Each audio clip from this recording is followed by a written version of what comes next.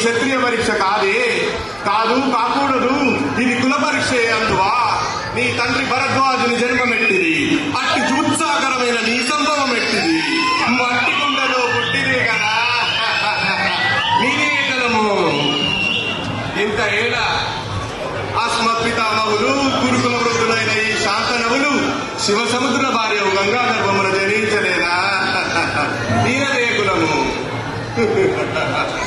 నాతో చెప్పిస్తేమయ్యా, మా వంశమునకు మూల పురుషుడైన వశిష్ఠుడు దేవవైశ్యకు ఉర్వశీపుత్రుడు కాడా?